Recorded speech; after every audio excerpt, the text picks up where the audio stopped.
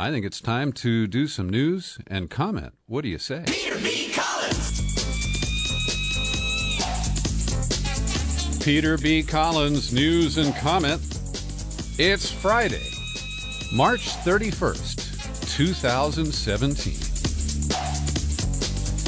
And for us here in California, March is going out like a lamb. We've got a beautiful sunny day and 80-degree temperatures predicted for this weekend. As usual on Friday, we are live on Facebook. I want to say hello to the audience that is building right now. And you early connectors, please do me a big favor and share this link right now. That'll multiply the audience as the podcast continues. And on the half hour, I'll be opening up the phone lines to take your calls. You can dial in at 415-455-0102. That's 415-455-0102. It's just like the old talk radio shows that I've been doing for years, but I don't need a radio station and a transmitter. My signal isn't limited to a specific zone. And hello, Sydney, Australia. We are international today. That's great to see. Thanks for connecting up there, Mark. Great to, and he says it's sunny in Australia, too. Great. So here in the U.S. of A., a sneaky move by Republicans late yesterday to pander to the most extreme elements of their political universe. And it is a sneaky move because, in and of itself, this vote will not defund Planned Parenthood. What they've done is overturned an Obama rule that blocked states from individually defunding Planned Parenthood. And now the Congress is sending a resolution to Trump, this according to one of the supporters, ensuring that states are not forced to fund America's abortion giant, Planned Parenthood. Now, there's the lie right there. 3% of Planned Parenthood's funding is for abortion. And so that is a lie of gigantic proportions to smear Planned Parenthood as purely an abortion provider, because 97% of the services don't have anything to do with abortion. They are birth control. They are tests for sexually transmitted diseases and cancers. And those services are going to be cut in the service of the political agenda of the far right in this country. Now, they even had to trot out Mike Pence, who, as governor of Indiana, led this charge to cut out Planned Parenthood and to basically promote sexually transmitted diseases, teen pregnancies, and, of course, cancers. That is the net effect of this. But Mike Pence went to Capitol Hill to cast his vote, and they even had to bring Georgia Senator Johnny Isakson in a wheelchair to get the final vote that they needed, because two Republicans defected. That would be Susan Collins of Maine and Lisa Murkowski of Alaska. So this is a payback. This is an attempt to grease the base, because a week ago, when they had to pull the Trump Care repeal and replace boondoggle, well, one of the elements in there that was catnip for the far right was a Planned Parenthood defunding measure that was supposed to be scheduled for a full year. So this is the first step. And, of course, it's based on lies, based on severe misrepresentations, and, of course, the selectively and deceptively edited videos that were just, the people who took those videos, David DeLeiden and his accomplice, have been charged in California with violation of our privacy laws for shooting those videos before they edited them to make it look like Planned Parenthood executives were not only buying and selling the byproducts from abortion, but that they were drinking wine and enjoying the conversation. And it was a trick, it was a setup, but that doesn't stop the right wing. They succeeded with the same plot, the same scheme to bring down Acorn. And this effort to reduce, if not eliminate, Planned Parenthood is extremely troubling. Now, I want to thank the people at Ralph Nader's Public Citizen, because they have been sounding the alarm about this for a couple of weeks now. The basis for this action yesterday in the Congress against Planned Parenthood is an obscure bill or law called the Congressional Review Act. And it allows Congress, by a majority vote in both chambers, and with limited debate, no chance of a filibuster, no requirement for a president's signature, to overturn regulatory protections issued in the final 6 months of the previous administration. Now, I am linking to the public citizen site called rulesAtRisk.org. You'll find it in the show file for today's podcast. You'll find that at peterbcollins.com. I run down all the stories that we cover and provide hyperlinks where I think they are worthwhile for you to go to the source material that I use as I ad-lib my comments from various news items that I put in front of myself each day. So the rulesAtRisk.org details the other policies and regulations that are on the chopping block here in the early days of the 45 administration. It's Peter B. Collins live with news and comment on Facebook today. Lots of people clicking on. Good to see you there. And we're going to open up the phone lines on the half hour at 415-455-0102. Also related to the health care debate, we heard this week that Steve Bannon went up to the Capitol. This was before Trump tweeted his angry threats at the Freedom Caucus, the far right wing of the House Republicans. And Bannon is trying to rustle up support for some repeal and replace. But the senior leaders of the House acknowledged that it is now probably too late to actually repeal Obamacare this year. And one of the efforts to try to scuttle Obamacare and to make it look like it crashed because of its own defects, and it has defects, there's no doubt about that, is that they may try to pull the money that funds the subsidies. Now, I'm an Obamacare user. I don't have a huge income. I qualify for subsidies to help pay for my health insurance. And it's more critical for people who live closer to the poverty line. If those subsidies are eliminated or cut back, they will no longer be able to afford $1,000 or $1,200 a month for health insurance. So we know that they're trying to kill it. We know that they're trying to keep their fingerprints off killing it. But it appears that their hands are tied and that at least the subsidy funding will continue for this year and perhaps even into 2018. Now to the Trump-Russia scandal that continues to swirl in Washington. And Mike Flynn, yesterday it was learned, is trying to negotiate an immunity deal.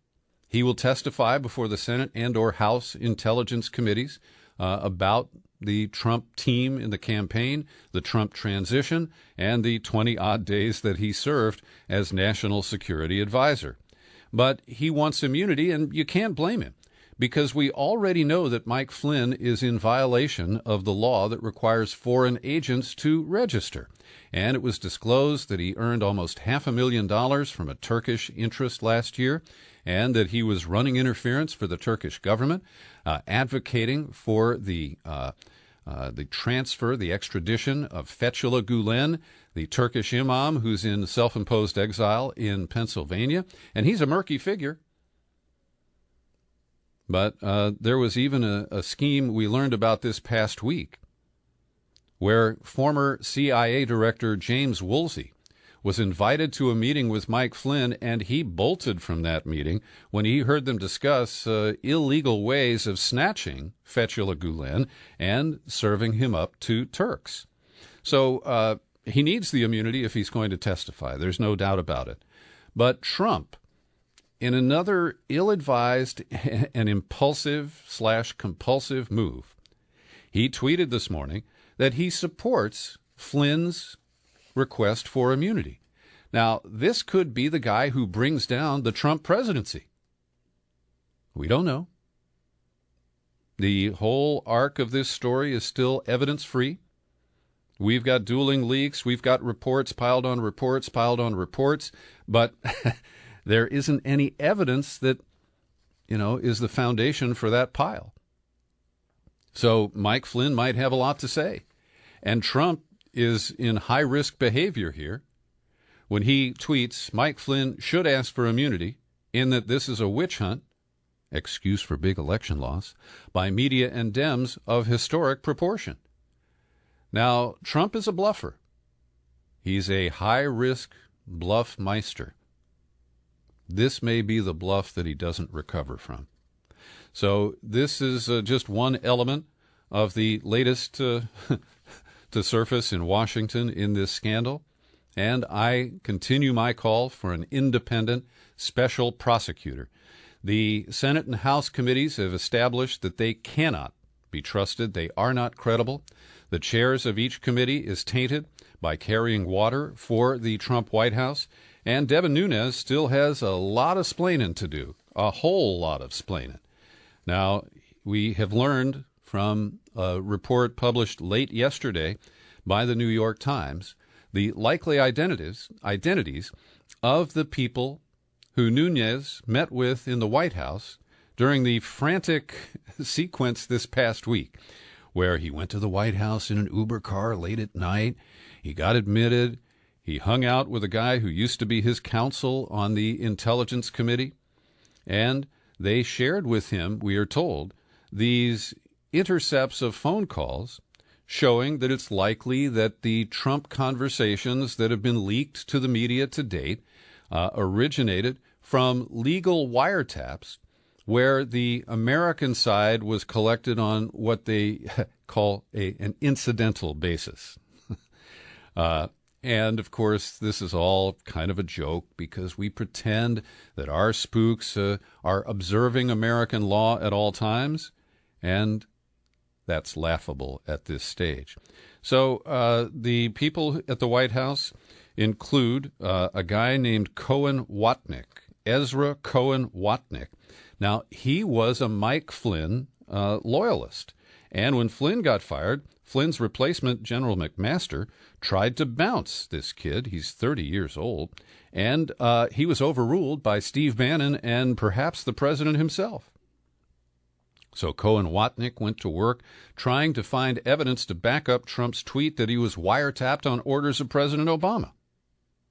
And then it led to the sharing of this information with Nunes, who didn't bother to notify his colleagues, either Democrat or Republican, on the Intelligence Committee. And it clearly poisons Devin Nunes as any fair arbiter of this investigation. But it gets worse. Spencer Ackerman, respected reporter at The Guardian, the British paper that covers America pretty well, he helps us understand the cozy love affair, if you will, the bromance between Flynn and Nunes. When Flynn got fired by the Obama Pentagon in 2014 from his job at the Defense Intelligence Agency, Nunes came to his defense and said that Flynn was a soldier and not a politician. And as he came under fire just before Flynn was fired, Nunes also came to his defense. So it remains to be seen if Devin Nunes can find a way to clean up the obvious conflicts of interest that he himself has created and brought attention to. And so this is a sick comedy that is being unveiled chapter by chapter on a serialized basis, and we are the hapless audience.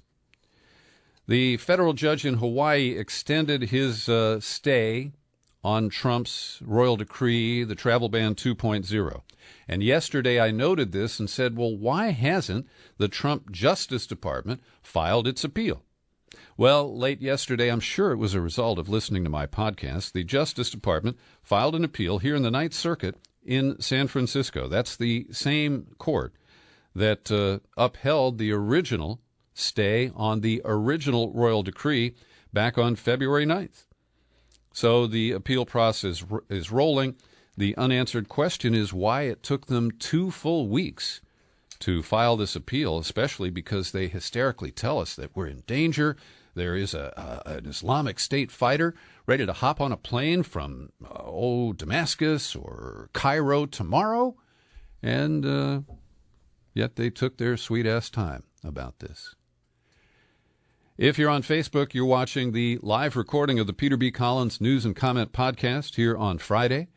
I'm opening up the phone lines on the half hour, and I invite you to call, comment on any of the subjects that I'm talking about, or you can pick one of your own as long as it has public interest. My phone number is 415-455-0102. Well, a New York Times editorial gets it right today that the so-called repeal announced yesterday of the transgender bathroom law in North Carolina is pretty much a charade. They refer to it as bait and switch. And the editorial reads, on Thursday, North Carolina repealed the law in name but not in substance, hoping to appease organizations and employers who have boycotted the state, including the NCAA. So William Barber, the leader of the Moral Monday crusade there in North Carolina and a respected man, says we can never compromise on fundamental civil rights. It was never just a bathroom bill. It's a bill that discriminates against so many people in so many ways. And when you look at the fine print, when they passed it, it was to overturn an ordinance passed by the city of Charlotte that not only established the bathroom, open bathroom rule, but it said that there also was a ban on discrimination against LGBT persons. Well, that ban on discrimination is gone, and this new law prohibits any new local ordinances against discrimination until at least 2020. So this is, I think, a sleight of hand, and I hope that people will continue to fight for liberation of the people of North Carolina. Next week is going to be a showdown in the Senate over the nomination of Neil Gorsuch to the U.S. Supreme Court.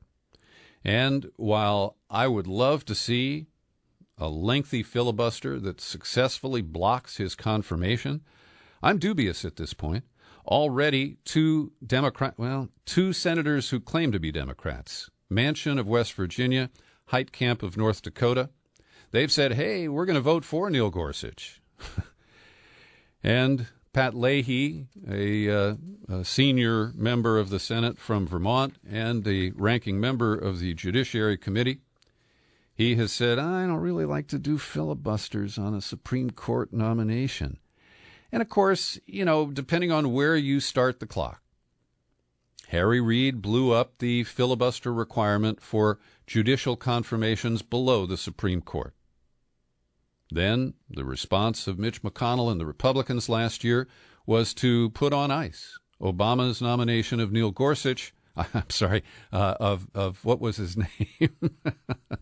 Merrick Garland, to take the seat that was vacated by Antonin Scalia's death.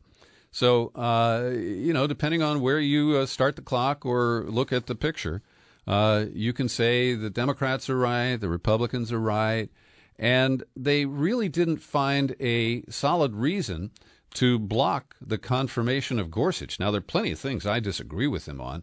He's a corporatist. He thinks corporations are people. He is a hardline, pro-government, pro-corporate jurist. But the Democrats are trying to use the claim that he is not a mainstream nominee, and therefore they need a 60-vote standard to confirm him. But this is a concoction. There's never been a 60-vote standard other than to end debate to go to the vote on a nomination. And so my guess is that the Democrats will fracture and that the filibuster will last maybe for a day or two, and then they will throw in the towel, and perhaps by this time next week, Gorsuch will be confirmed. Every day I pause for a second to thank the people who support my work here at the Peter B. Collins Podcast with your subscriptions. A lot of great people out there, like Mark Shapiro, Anna Gordonier. Mark just renewed his annual subscription. Anna's been with us for many years now, and I appreciate that, Anna. Mona Kobus, Brian Mazzy, they're all monthly subscribers, and I would like you to join them. All you have to do is visit my website, peterbcollins.com, and you click on the menu button, pull it down, Click on Become a Subscriber. Takes you to the sign-up page. You got options there, $5, $10, $20 a month. We've got bonus books to give away with our $50 annual subscription and a mailing address in the continental U.S. So if you're able financially, I would appreciate your support of this podcast. And I want to mention again that coming up on the half hour, I'll be taking your phone calls. If you'd like to jump to the front of the queue, hop on the line right now at 415-455-0102. That's 415-455-0102. And I can see on my screen that a certain resident of Wisconsin who was a candidate for President of the United States in 2012 is monitoring the Facebook feed. And I hope the candidate will give us a call and let us know what's on his mind these days. Israel has crafted a slimy and slippery response to the gentle push from Trump to ease up on these settlements. Now, we know that all of the settlements in the West Bank are on Palestinian land. They are all, by definition, illegal. So Israel today said, well, look, in deference to Mr. Trump, we are not going to expand outside the current footprints of West Bank settlements. We'll build inside the footprint. And if you've seen these places, these are huge condominium complexes and, villages that are built in a very dense manner. These are not kibbutzers who are out there camping, with an RV or a tent and just settling. These are people who have permanently occupied Palestinian land. And so this new set of protocols issued by the Israelis, our attempt to quiet the objections of the Trump administration, and next week, the military dictator of Egypt, General al-Sisi, will be visiting the White House, and so will King Abdullah of Jordan. On the weekend, President Xi Jinping of China will be hanging out at Mar-a-Lago with Trump. But with el-Sisi and Abdullah, the issues of the settlements are sensitive matters. And so the timing of this is, a little off-key, but it just shows that Israel is determined to continue to violate the law and reject the criticism, the international criticism that they so richly earn over the settlement issues. In the show file for today's podcast, I've put in a link to this next item. It is a summary prepared by the Palestinian Center for Human Rights of the efforts just in the past week that the Israelis took in violation of rights and interests of the Palestinians. They killed a Palestinian child in al-Jalazon refugee camp and a woman in occupied Jerusalem. Israeli forces continued to target the border areas in the Gaza Strip. No casualties there. Let's see what else here. Israeli forces conducted 51 incursions into Palestinian communities in the West Bank in 1 week alone. 57 civilians, including 14 children and 3 young women, were arrested in the West Bank. Israeli forces continued their efforts to create Jewish majority in occupied East Jerusalem. They forced a civilian to self-demolish his house roof in Beit Hanina, north of the city. 2 homes under construction were demolished, in addition to 2 inhabited ones in Al-Mukaber Mount. 14 people made homeless as a result.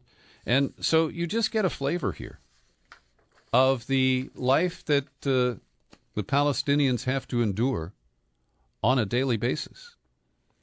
And so I hope that snapshot is enlightening for you. Rexon Tillerson, Trump's Secretary of State and the former head of ExxonMobil, did a little dance in Turkey yesterday in the capital of Ankara because he is trying to keep the Turks on board for the war against the Islamic State in neighboring Syria, while the Turks really ripped into the United States. And it appears that Tillerson, of course, is walking a tightrope there, because the Kurdish fighters in Syria are the most reliable for those aligned with the United States. But, of course, the Kurds are considered terrorists by the Erdogan government in Turkey, which is moving toward dictatorship with a referendum to increase the powers of the president coming up in the next few weeks.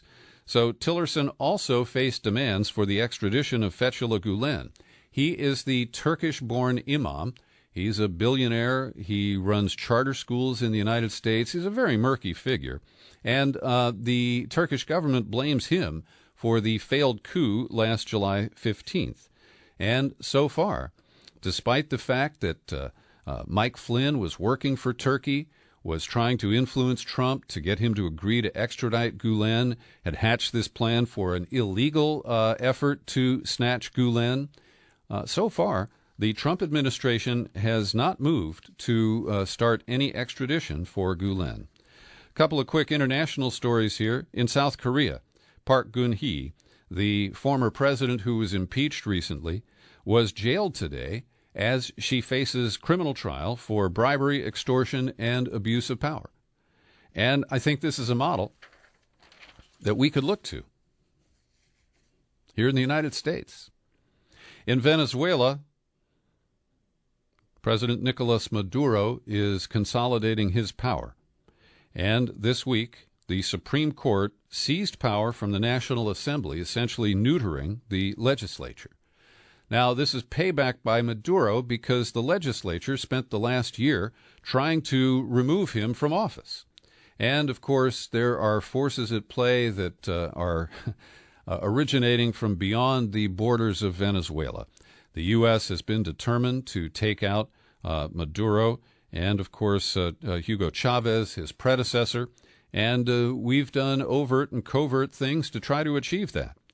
So it's a murky picture, but Maduro apparently sees his only way forward to take full power, and it does become a dictatorship.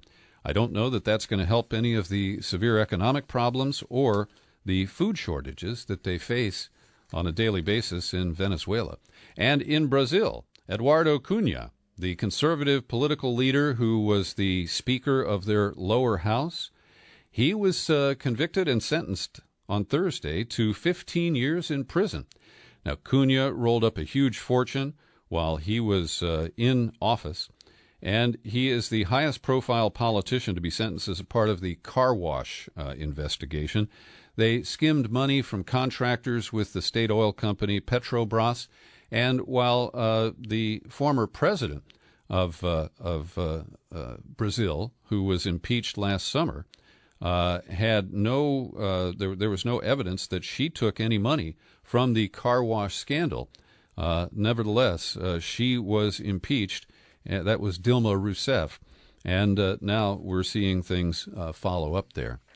Yesterday, I led the News and Comment podcast with an item about a group of people who are crowdfunding to take advantage of the new relaxed privacy rules that the Congress rammed through last week in favor of Internet service providers, mostly cable and phone companies. And they adopted the looser privacy rules of the Federal Trade Commission, and it allows these Internet providers to capture our browsing histories and sell them to advertisers to give us ads. And so, angered over this move, a group of activists started a GoFundMe campaign, and they're up to about $85,000 now. And their goal is to buy the data of members of Congress and release it to the public. They're not going to do anything nefarious like home phone numbers or personal addresses. But they say what's good for the people is good for the elected leaders. Now, in the last 24 hours, people have raised some questions that I don't have the answers to, like exactly how do I order up the browsing history of a specific member of Congress?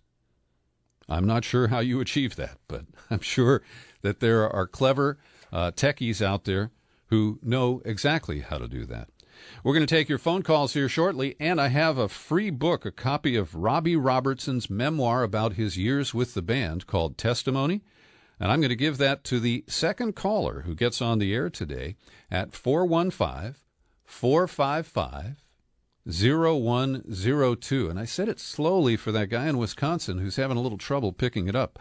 Aldous, the number is, do I have to call you? The number is 415-455-0102. The other item on the agenda for Trump Co. is to lift the net neutrality rules that were put in place by the Federal Communications Commission in 2015. And this, of course, would allow big operators like Netflix to negotiate for better rates and to hog more bandwidth. And it could leave a small-time operator like Peter B. Collins at a very significant disadvantage, because my bandwidth and speeds could be reduced in favor of those who will pay a bigger amount for it. So this is another problematic pro-corporate move that is being described as lifting onerous regulation to allow American corporations to thrive. The way they package bullshit these days, it is pretty amazing, isn't it? All right. That's pretty much my news and comment podcast for today. Is there an issue that I raised that you'd like to talk about? Well, I'd like to talk with you about it. Now, I'm sticking my neck out here. We're live on Facebook, and there are 11 of you who are currently viewing. Over the weekend, hundreds of people will see the recorded version of this video feed. But I've got to ask one of you 11 people to call up right now at 415-455-0102. And voila, line 1 is lit up. And who's this, please? This would be Aldous Tyler, Madison, Wisconsin. Hello, Mr. President. How are you? Well, I got to tell you, it was a bumpy first term, but I think my reelection is going well. And how much did the Russians help you back in 2012 when you ran, Aldous? No, it was the Irish. Oh, you got the Irish, huh? The Russians hate me. Yeah. Okay, now I'm getting messages from people that they can't hear the phone. That's very interesting, because the phone is output just like everybody else. Interesting. Well, we'll keep talking, Aldous, and maybe people will rectify the problem on their receivers. But what would you like to comment on today that we've covered so far in the podcast? Well, basically at this point, I got to tell you that the North Carolina bathroom bill is the thing that, of all the things that's going on right now, I thought was actually one of the stories that was kind of getting shoved under the table by so much attention on Flynn and Russia and everything else, where we really got to watch what's going on here, because I guarantee you that was absolutely a ploy to try to get the NCAA back and all these other big money spenders back into the state of North Carolina. Mm-hmm. And by putting a new face on not only essentially the same bill, but actually making it worse, as you pointed out, just keep an eye on that for the next month or so.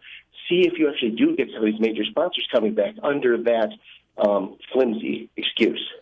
Well, Aldous, you make a number of good points here, and I'm going to repeat your comment a bit in case people still aren't able to hear the phone part of the audio feed here. Aldous is raising the issue of the bathroom law and the flimsy substitute that was agreed to this week in North Carolina. And Aldous, first and foremost, this is a very powerful wedge issue. It has the potency of the ballot measures that Karl Rove ran back in 2004 against same-sex marriage.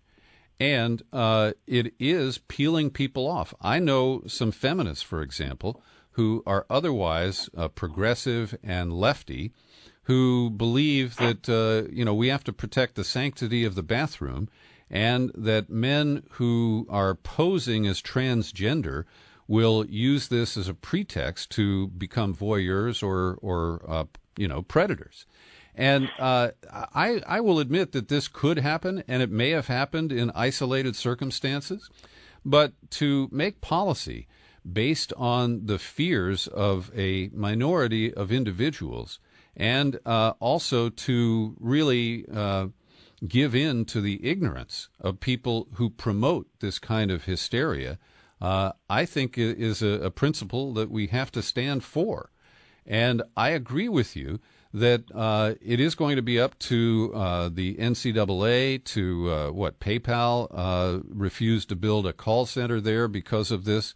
We need to see corporate power exercised because it's unlikely that government power is going to be brought to bear against this. And PayPal is an excellent example, Peter, of where we can immediately apply some pressure because I, for example, have a PayPal account now that is I've been using now for over 12 years. And as a longtime subscriber and user of their services, I am going to, after I get off the phone with you, make sure to jot a little email down there thanking them for their stand on the original bathroom bill and reminding them that what has happened here is actually no better and, in fact, in some ways worse, and encouraging them to renew their commitments to not fall for the trap that basically they're putting out in North Carolina. Well, now, Aldous, like you, I use PayPal a lot. I rely on it for most of the subscriber revenue that comes into the podcast here. And I will follow your lead and send a note to PayPal later today, encouraging them to maintain their stand and to reject this very weak compromise that affirmatively bans the consideration of non-discrimination ordinances for at least 2.5 years. and this, is unconscionable. And we really have to stand firm and reject, and I do understand that the new governor there has a completely Republican legislature and that, they tried to cut his balls off illegally by limiting his ability to appoint people without Senate confirmation. They did a lot of things at the end of the last session to try to limit the power of this new Democratic governor. So I do understand the pickle that he's in, but that's the bigger reason why we need more outside pressure on North Carolina in order to drive home the point that, this compromise is not acceptable. Oh, exactly. Now, Peter, I am with you in being dismayed by seeing some people who are otherwise very progressive, especially feminists, who support things like the bathroom bill. But I will at least give them one bit of the benefit of the doubt, and that is anytime women have to share restrooms with men, let's face it, it's usually not very pleasant for them in as much as the mess we leave behind, everything else. I could see where maybe they're a little hesitant. But the fact is that this bathroom bill has not been flushed, and it's left a horrible mess floating there. I'll repeat that line. Aldous said that this bathroom bill has left a horrible mess and needs to be flushed. Thank you very much, Aldous. I appreciate your call today, buddy. All right. Thank you, Peter. Good to talk to you. And let's invite one more phone call. We've got a few more people who have logged onto the video here in the last few minutes. And I'd appreciate a phone call at 415-455-0102. I've got a book to give you if you are the caller, and it'll give me a chance to test the audio and see if it was just a problem with Aldous' line. So 415-455-0102 is the number. And while I wait for that call to come in, I wanted to share this story with you. Vice News is reporting that lawmakers in Connecticut are considering a bill to allow police agencies to have weaponized drones. Now let that sink in for a minute. We've had struggles here in California over sheriff's departments and others who want to use drones, they say, just for reconnaissance. They say, what's the difference between flying a drone with a camera and a helicopter or a fixed-wing airplane? Well, the difference is that you can't always detect a drone, and the cameras now are so powerful that they can be highly intrusive. But in Connecticut, they're thinking of moving into this uncharted territory. Now, they claim that the weaponized drones would be used in very limited circumstances, like a school shooting or a kidnapping. Oh, Sandy Hook, huh? Is that the way you want to grease the passage of drones and the acceptance of this? Now, this is really alarming because the idea that local cops would have this kind of military firepower and that we would allow the technological advancements that have been used and abused by our government in, drone strikes in countries like Pakistan and the war zones of Iraq, Syria, Yemen, Somalia. Well, I have a real problem with this. And we need to shut this down faster than Who Shot Bob. Now, I just see a viewer and listener who logged on from London. So we've got London, we got Australia. We have really spanned the globe here today. And I'm glad that people are discovering our Friday Facebook Live. I'm going to continue to do this for the foreseeable future. And I want to encourage you to call in because I'd like to turn this into much more of an interactive platform. So I want to thank you for listening today. You can find the audio and the show file, the text with hyperlinks for today's podcast at peterbcollins.com. And I hope you will. Now, one thing I just forgot. I have a couple of clips from in-depth interviews that have been released in the last couple of days. And I decided to take a look at some important aspects of our history. And history and context, I often complain, are largely missing from American media accounts of the present day. So one of the in-depth interviews that'll be released later today to my subscribers is with Professor Alexandra Chasin.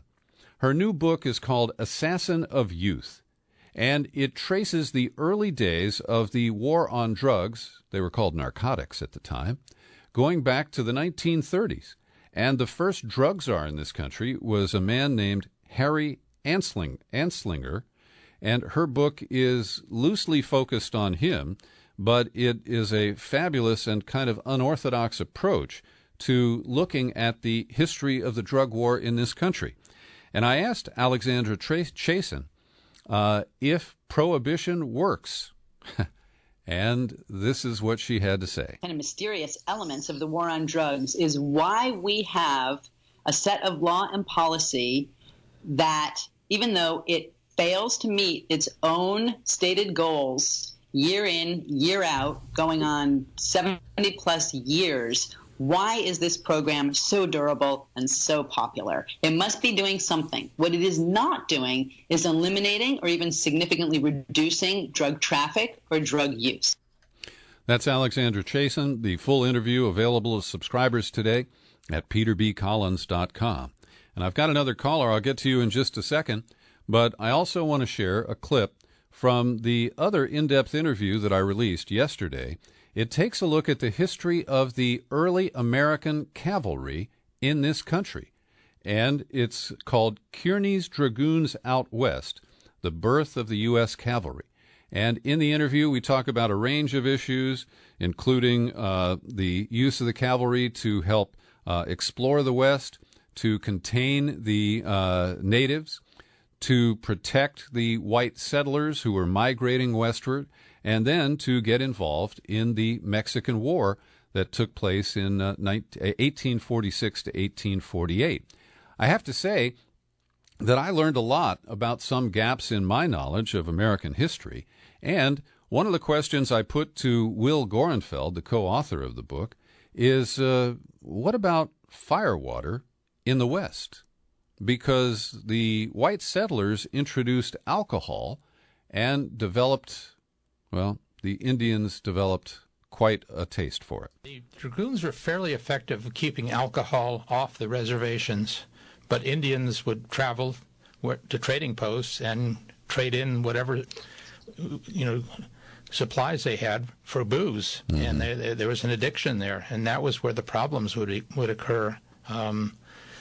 Kearny, when he went out west in 1845, was west of the Rocky Mountains. They were manufacturing whiskey in Taos, New Mexico, which was then part of Mexico, and they were shipping it to areas where there were Indians. And Kearny intercepted a wagon train of that stuff and smashed it up.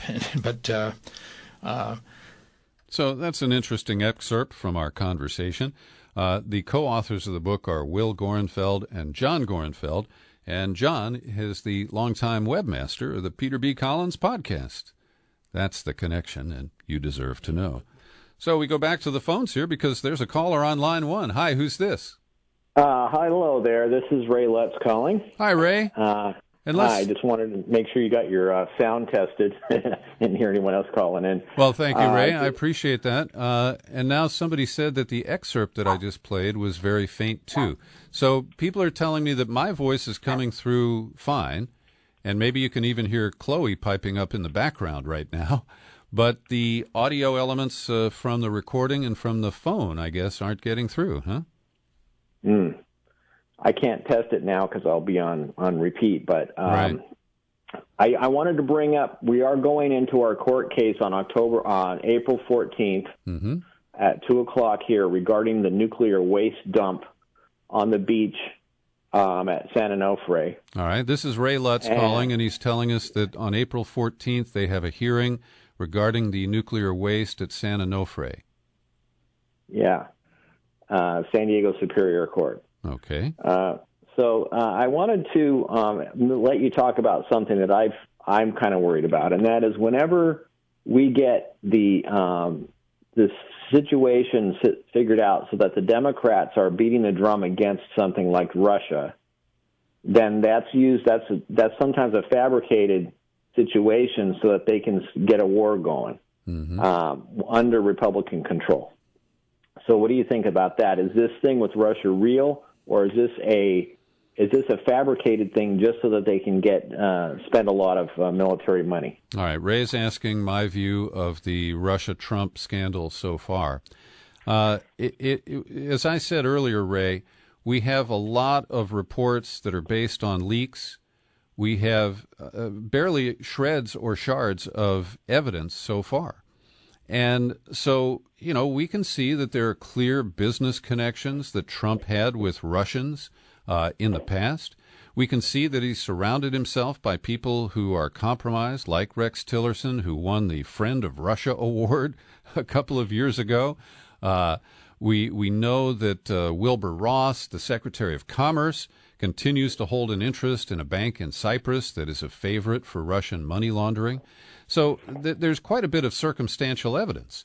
But Mike Flynn may be the songbird who I would compare to John Dean in the Watergate scandal, who may have information that could really turn this into a substantial criminal investigation. But at this stage, we really just have, a series of assertions.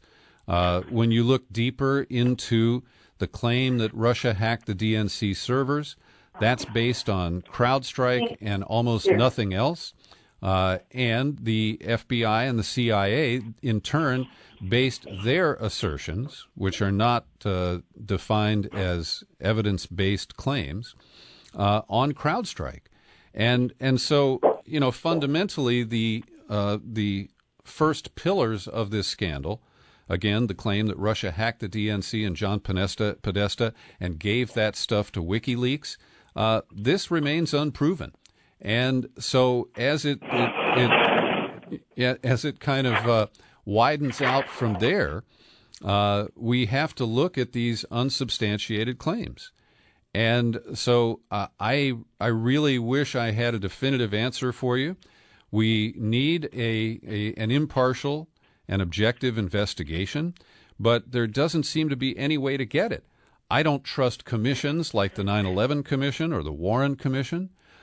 We cannot trust the Senate or House Intelligence Committees.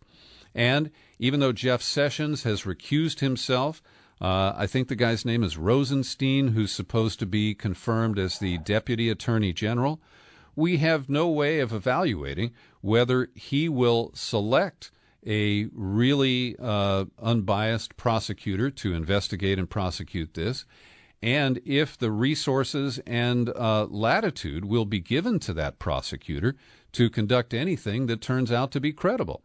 So at this stage, it's a mess. And to your original point, Ray, the biggest indicator that Trump wants a war is that he has proposed increasing Pentagon spending by about 10%. And he doesn't justify that with any, rationale of, we got to confront this or we got to confront that. So it does appear that he's itching for a war.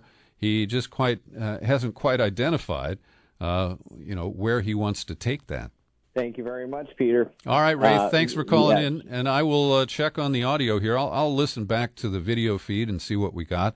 I can tell that the audio here in my system and going into the recorder for the podcast is all 100%. So maybe there's a glitch at Facebook today, and if that's the case, we'll track it down and fix it. Thanks for joining me for my News and Comment podcast live on Facebook. We'll do it again next Friday, and I hope you'll join me then. I'm Peter B. Collins. Chloe.